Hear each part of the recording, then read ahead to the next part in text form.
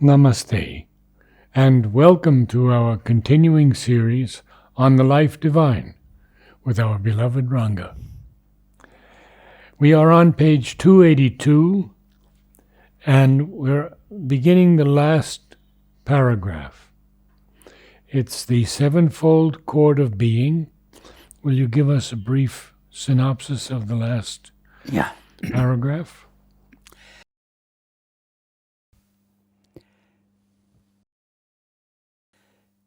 This chapter is a sevenfold chord of being. Sri Aurobido's philosophy rests on Advaita philosophy, and that he is quite opposed to the Dvaita and the other philosophies, even the Vishishta Advaita philosophy. He says the reality is one single Advaita. Therefore, his whole point is that matter and spirit are really the same thing in different forms. We usually give the example of water, ice and water vapor. The same thing essentially, but taking three different forms. So at the highest level, Brahman, subtle, one, indefinite, featureless, and matter at the lowest level, multiplicity, infinite again, but having characteristics.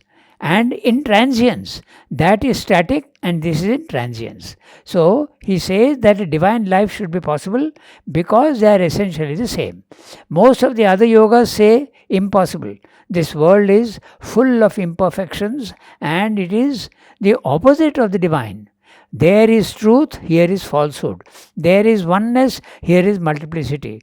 There is eternity, this is transience. So it is impossible to have the divine consciousness here. If you want the divine, you have to go up. Sri Aurobido is reversing the trend and says there is an evolution and the impermanence and the falsehood is there in the physical world. We accept. But it's not permanent. It is temporary. There is a evolution, and you can see clearly that it is becoming more and more going towards the highest level. And one day a divine life on earth should be possible. So he is describing the sevenfold chord of being from the highest level to the lowest level, and is discussing how the higher can become the lower. That's what he has been doing in this chapter. So the sevenfold chord of being, again to summarize, at the highest level, Sat, Chit, Ananda. Then this is the higher hemisphere. This is the unmanifested hemisphere. Then the supermind is the one that makes the lower hemisphere of manifestation possible. And manifestation means the physical world which we experience through our senses. The physical world, the vital world and the mental world. They are already there and we experience all the three. But they are representations, they are images, they are diminished realities of the upper hemisphere. Sat becomes matter, Chit becomes the vital, supermind becomes the mind, and Ananda becomes the psychic being. So he is establishing the connection in the earlier one, the ascending, and here he is describing the sevenfold chord of being. In the previous paragraph, he has discussed the world we are saying is falsehood and we accept that. But what is exactly falsehood? Is the divine really here, or is he projected himself only in the form of an image? Is the world only an image? That which the Mayavadins are saying, the world is nothing but images. There is no reality to it. Is that it, or is there something else? So he says no. The physical world is an image, no doubt, but it's also the reality. What you see is the projection of the reality, just like a cinema. You see the images on the screen, but behind that there is a screen which is the divine presence and which is permanent. So if you go to the first level, the spiritual planes of consciousness, you are likely to see the forms as transient and unreal, just like images, like photographs. They are not the reality. But if you go to a higher level of consciousness, your consciousness will now experience another level, and you will see that divine presence is there even in the physical world. So the world the nature of the world is not illusion only. It is illusion from a certain level, but behind that illusion, hiding in the wings, is the divine presence. So this is up to this point he has come. And he is discussing now is the physical world, if it's an image, does the upper hemisphere of mind, life, body, all the three have to be here? Or is there only one element that has to be here? That's what he's going to discuss. Okay. Then he says that if the three are not there, it can never be a universe. If it is only Sat, that means only substance, nothing to mold it, it will be like a dead clay. Okay. A clay is substance, but there is no one to mold it into forms. There is no Chit and there is no Shakti. There is no Ananda also. So suppose there is only Chit, okay? It is only consciousness, but doesn't have the power to create a universe, so you can't have a universe. If it is only force without Chit, that also can create. Force can create, but it is creating haphazardly without a consciousness to guide it. So what it is producing will be haphazard only, without any links and without any meaning. So you need all. You need a substance, and you need a consciousness to mold that substance, and you need force to obey what consciousness is telling you to do. So you need all the three. Sat, Chit, Shakti, all have to be there in the physical world. So that's what he has said up to now. Okay. So now we go to the next para. Mind once existent, life and form of substance follow. For life is simply the determination of force and action, of relation and interaction of energy from many centers of consciousness, fixed, not necessarily in place or time, but in a persistent coexistence of beings or soul forms of the eternal, supporting a cosmic harmony. That life may be very different from life as we know or conceive it, but essentially it would be the same principle at work which we see here, figured as vitality, the principle to which the ancient thinkers, Indian thinkers, gave the name of Vayu or Prana, the life stuff, the substantial will and energy in the cosmos, working out into determined form and action and conscious dynamism of being. Substance too might be very different from our view and sense of material body, much more subtle, much less rigidly binding in its law of self-division and mutual resistance. And body or form might be an instrument and not a prison. Yet, for the cosmic interaction, some determination of form and substance would always be necessary, even if it be only a mental body or something yet more luminous, subtle and puissantly and freely responsive to the freest mental body. So, he is describing the involution process. The higher hemisphere of Satchidananda is producing the physical world in three stages. First, it plans. Just like an architect plans his building, first he makes a blueprint of the house. This is what I'm going to build. So the Superman does that. It conceives what he calls the real idea. He conceives it, then he starts executing it with his force and consciousness. He executes it, and after having executed and completed the world, he doesn't leave it to its own. He comes down and occupies the world. That means he is hiding behind every form in the physical world and guiding it. So, three levels. The transcendent, which is the planning, if you want, the conception, then the subtle reality of the cosmos, and then finally the physical world. So you have the transcendent, the cosmic, and the physical world, the individual. These are the three states he can enter into. He can be outside the universe, transcendent, where he is planning everything, unmanifested. Then he starts manifesting the cosmos, and the cosmos in turn creates all the forms in the physical world. So these are the three things that he is talking about. And now he is talking about the mind. So, and mind, what is mind? It's a diminished condition of the supermind. It's like supermind is throwing an image of itself, and that's our mind. So essentially, our mind is a supermind potentially. It is not a supermind, but it can go to that because there is a connection between the two. Okay, now we go to each sentence and see what he is saying. Mind once existent, mind with an M cap. So, Sri Aurobindo calls mind all the planes of the I think we should give another idea before we proceed. Sat Chit Shakti Ananda, supermind, mind, life, body, the 7 planes of consciousness in a descending intensity of subtlety and also descending subtlety also is descending. Okay, consciousness also is descending, Ananda also is descending, and they become less and less prominent and more impure as they come down.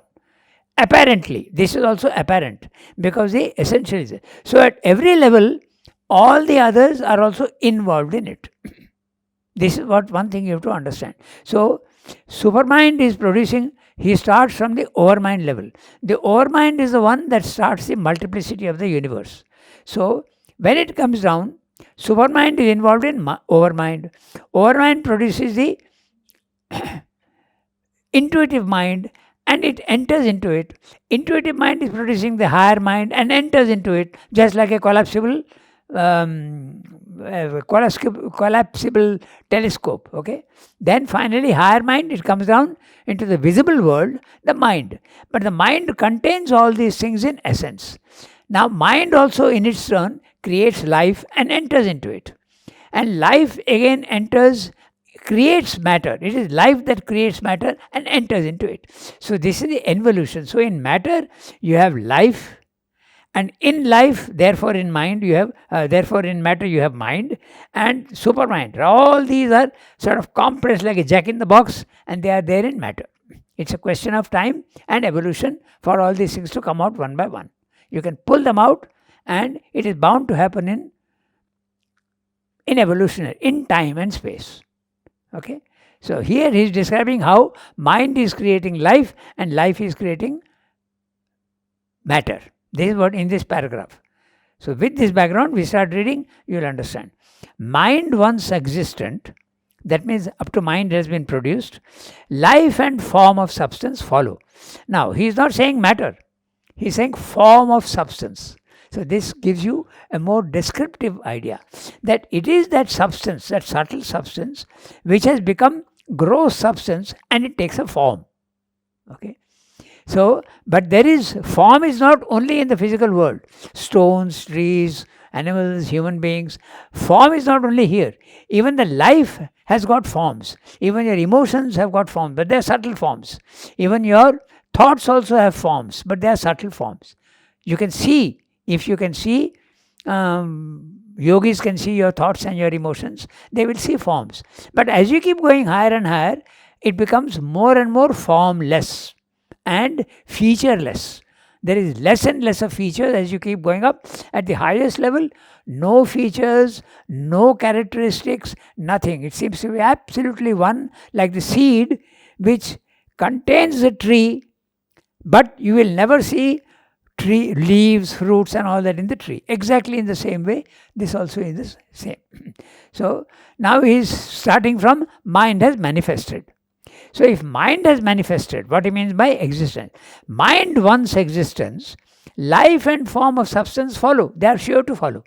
Because this descent is there in the involution. Mind having come, mind is containing life and matter. So it comes out.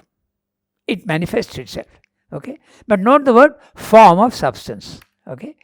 So Sat also is substance. You must remember, subtlest of substance. It becomes more and more dense as it comes down. And this is normally explained as in terms of, it is representative. It is not really ether, air, fire, water, earth. Okay. If you see that, you will see that ether is the subtlest. Air is not so subtle. You can even feel the wind when it is coming. Fire also, you can even see the fire, not only sense its heat. Then you come to water, you can even touch it. Finally, you have matter. So the density is becoming more and more as it keeps coming down. So Sat is really matter. Okay, so he's saying, once mind has come, life and form of substance follow. For what is life? Life is simply the determination of force and action. Okay, is the determination of force and action, of relation and interaction of energy from many fixed centers of consciousness. So, we'll stop here. What are the many fixed centers of consciousness? Human beings, animals, okay? All these things are centers of consciousness, and each one is emitting energy and it's interacting with the other energies. My energy is interacting with yours, it is interacting even with a cat or a dog, it's even interacting with a caterpillar. There is a constant interaction. So this is life. Life is there everywhere, and he is describing life as determination of force and action. Force can be formless, just formless, but force normally takes a form. The lightning is a force which has taken form. The cyclone is a force which has taken form, and it can take so many different types of forms. Okay, so determination of force and action also, of relation and interaction of energy from many fixed centers of consciousness. So this energy is there everywhere in the universe. We are only now beginning to understand that scientifically. We are able to tap the energy of the sun. We are able to tap the energy of the wind. It is there everywhere. We never thought of it in that way. It is actually energy. And of the atom. Of the atom yes, also. It is there even now. We are able to extract all this energy which we never even suspected exists there. You see wind, but you don't think of it as energy. You see a cyclone, you see lightning. In fact, Benjamin Franklin tried to even get use the lightning. He tried to do that. He couldn't do anything much. So, this is the energy which is there everywhere. Now, what is interesting is, science is using this energy through instruments. I put a windmill and I can use the energy in the wind. Okay, I can put photoelectric cells and I can use sunlight energy. Science has discovered how to use this energy, universal energy, but through contraptions, with instruments. A yogi can do that without instruments. He can do it with his consciousness. He knows how to do that. Okay, so this is what Swami is saying. Interaction of energy from many fixed centers of consciousness. Fixed, not necessarily in place or time. Now, what does that mean? That means even in the life world, not in the physical world is space and time. When you go into the life world, these are what are called static planes of consciousness. They are typal planes. There is no evolution there in those planes. Okay, so the vital world is full of forms. There are elves and gnomes and whatnot. But they are not as fixed, as they are saying. Not necessarily fixed, but not necessarily in place or time. But in a persistent coexistence of beings or soul forms of the eternal, supporting a cosmic harmony. Every plane of consciousness has got beings that live there. Okay, so they are not necessarily in space or time. Even in the other planes of consciousness, there are all these beings are there, and also energy is there. All these things are there, supporting a cosmic harmony. That life, he is talking of the prana, he is still at the life level. That life may be very different from life as we know it or conceive it. In fact, that's exactly what you experience when you go into the vital world. When you go into the vital world, you see beings that exist, and these gnomes are, there is a sort of immortality to them. They don't die. Okay, so they are quite different from what we understand as life. In our world, life is subject to mortality. But in those worlds, there is no mortality. Even the Gandharvas and the Kinnaras and the Apsaras, they are all real and they don't die. Okay, so life is different in those planes of consciousness. That's what he's saying. Okay, that life may be very different from life as we know it or conceive it. But essentially, it will be the same principle at work, which we see here figured as vitality. He is using the word vitality, You can use, he is also himself using the principle to which the ancient Indian thinkers gave the name of Vayu or Prana. Vayu is the corresponding to the air, okay? Ether, air, fire, water, earth. So, Vayu or Prana, the life stuff, the substantial will and energy in the cosmos, working out into determined form and action and conscious dynamics of being. Those planes which are static, they come down here but they become dynamic. There is in the physical world, he is using the word dynamis. Dynamis means action. There is transience in the physical world. There is no transience in the higher worlds. They are static. They are, what they use the word, typal beings. They are typal. Okay, so this is what he is saying. So there is, once it comes down here, there is constant movement and constant dynamic action. That is static. The higher, you can say the upper hemisphere is static, and the lower hemisphere is dynamic. It is constantly in motion. In fact, in the physical world, if you try to find something that is static, you will never find it. There is nothing which is static. Matter and the stone. Even matter you feel is static. Go down to the atomic level, there is constant movement. So nothing is static. Nothing is permanent in the physical world. That's why the nature of the physical world is impermanence, transience. What lives one time is bound to disappear. Okay, so substantial will and energy in the cosmos working out into determined form and action. Determined form means it's got a very clear, when you say something is determined, it has got characteristics and features. Just now we spoke of the higher planes. As you keep going up, features become less and less, less and less, less and less. But as it keeps coming down, it becomes more and more fixed and more form is available. This is something very similar to even when our all living creatures, they start with one unicellular, one cell. And then that cell divides itself. Okay, let us take a human being. Okay, he starts with the egg is fertilized. Okay, it starts dividing itself. It becomes 2. It becomes 4. But you don't see all the different tissues in it. You don't see skin tissue. You don't see muscle tissue. You don't see bone tissue. You don't see light sensitive tissue in the eye. You don't see. At what time does it come into being? Nowadays they are using the word, what's the word they use? At that time, the cells can take any direction. What's it called? Zygote. No. There is a term. It's not coming to me. Something becomes fertile. Yeah, you take that and if you put that cell with bone tissue, it will become bone tissue. You put it with muscle tissue, it will become muscle tissue.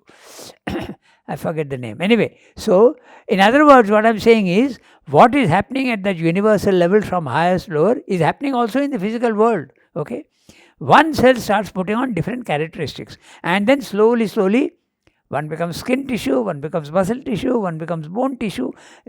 Characteristics are coming. That's what he means by determined form and action and conscious dynamics of being.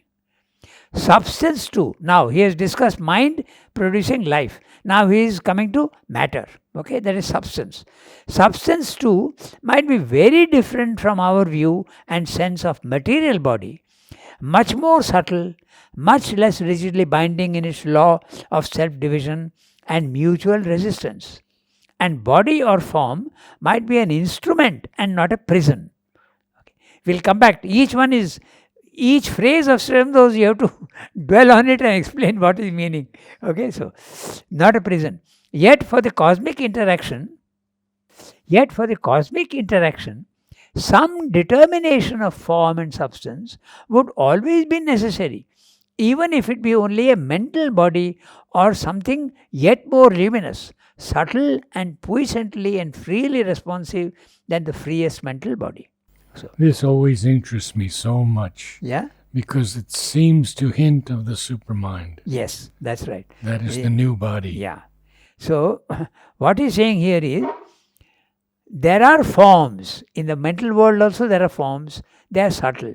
You come down to the life plane of consciousness, there are forms slightly more dense. You come down to the physical world, dense forms which you can experience with your senses. Okay? But when you go to the life and the mind, you cannot use your gross senses. You have to use your subtle senses. With subtle senses, you will be able to experience the forms in the life worlds and the mental worlds. So now we go to and see again what he's saying. Okay, so he's saying substance too might be very different from our view and sense of material body. In other words, in the life planes of consciousness, in the life planes, the elves and gnomes, they also have forms, but they are not as fixed and rigid as our bodies. They may not have, they have forms very clearly, okay, but they are not fixed. They can take any form. In fact, all our scriptures, they talk of gods who can take any form, okay. They can change their form at will. Even the vital beings can change their form at will. They can change their form very easily. We have the stories of the elves that are seen taking care of one specific plant, yes, or flower. Yes. In fact, there's a whole incident in the press we had once. There was an elf which was guarding our machine. When we were doing that centenary work, that machine was, there was a bit of a trouble. And there was idle work, right? Yeah, that's right. So these beings are there in the physical world, and their forms are not as rigid as ours. Our forms are so rigid that it is made rigid with a skeleton, with a bone. You can't change your body very easily. Okay, it only changes with age. Did anyone see those elves? Oh yes, there was a watchman who saw that, and that's why we know. Otherwise, we wouldn't know. And the watchman, when he realized that he had seen something. In the morning, he is telling me the story, and his hair is standing up on end. Many people didn't believe him. But when I saw this hair is standing up on the end, I knew he is telling the truth. So we wrote to mother, and mother said, yes, it's a very interesting thing. And he is to be congratulated, because many people can't see these beings in the vital worlds. Okay. So what Srimad is saying, even the forms there, they are not, even substance, even the body is not as rigid as it is here.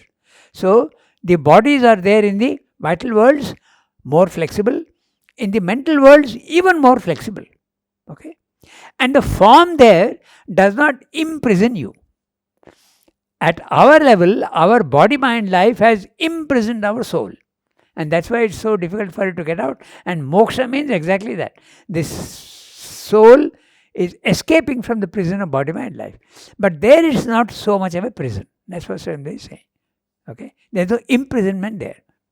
In fact, what is meant by that? You can go anywhere. When you go to the mind level, your consciousness will be everywhere. It is not fixed in one particular place in time and space. It is there everywhere.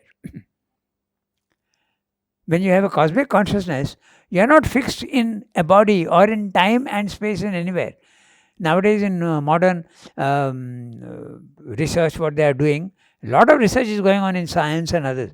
There is this Chopra, okay?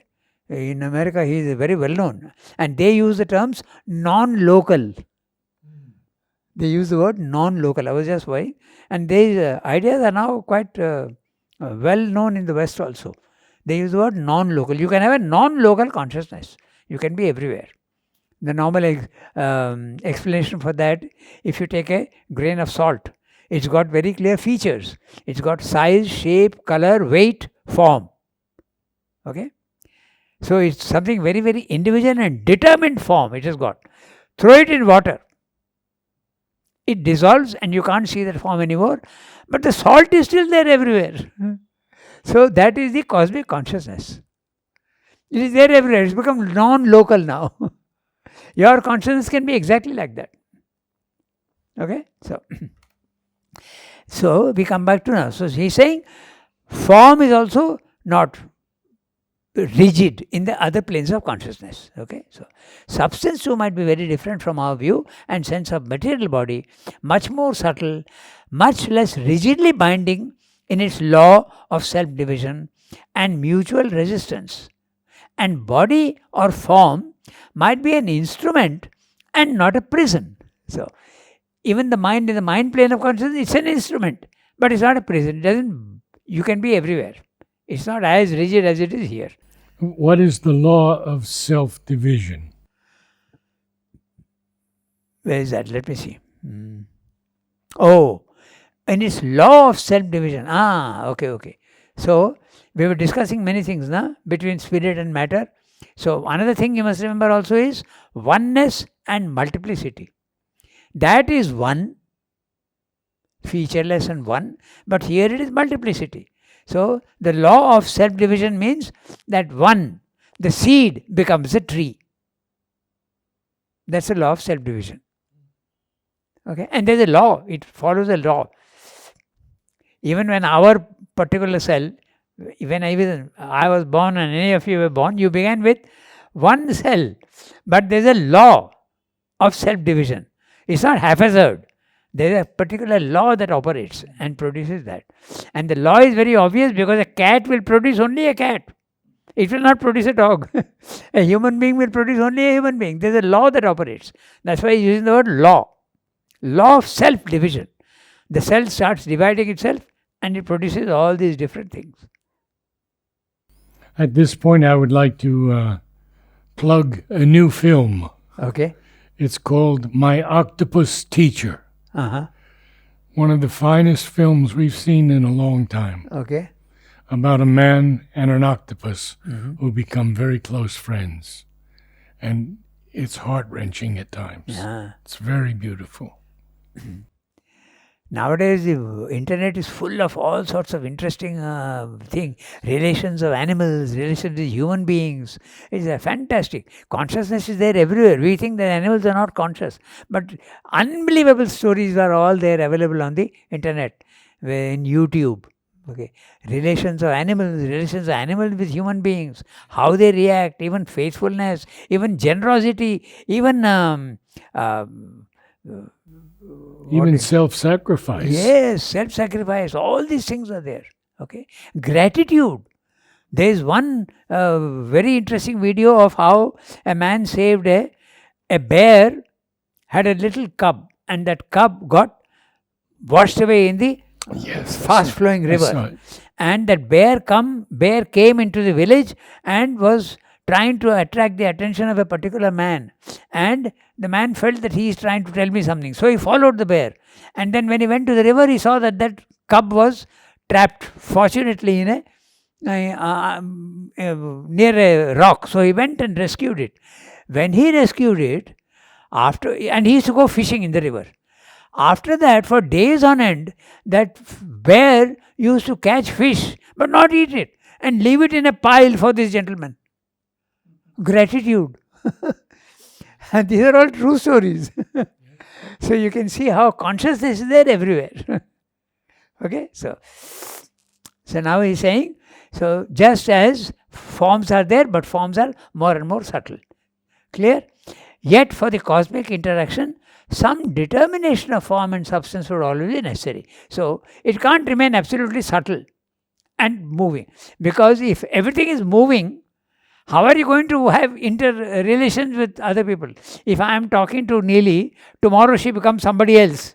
So I must have rigidity of form. So rigidity of form is necessary in the physical world. And that rigidity is also relative. Remember, every day you are changing, but there's some semblance of similarity, some semblance of static condition. But over a long period of time, even that changes.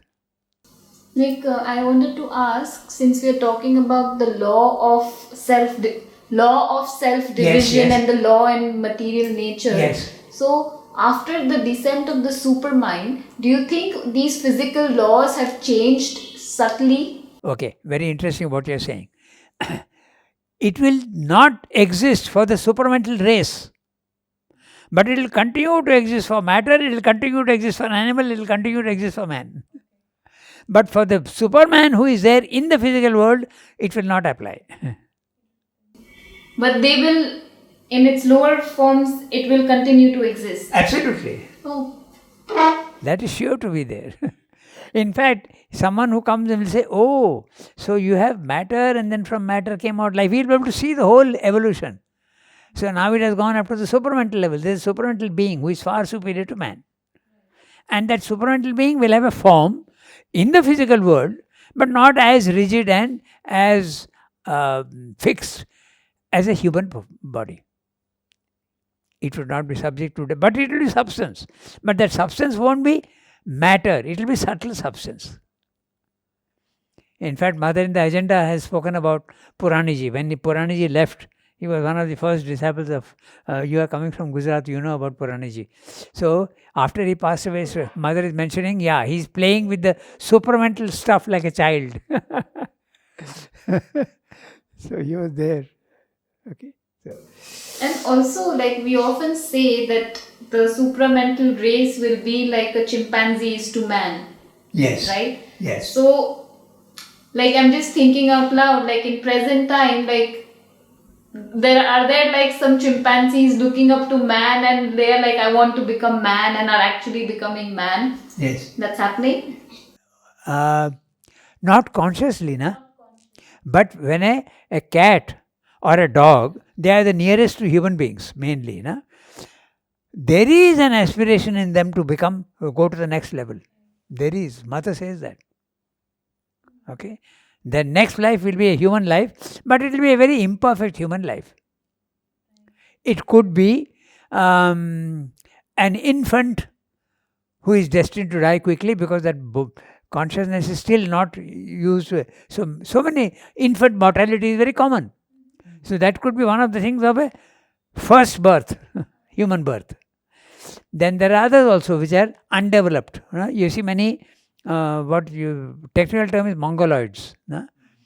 The mind is not developed and you're almost like an animal.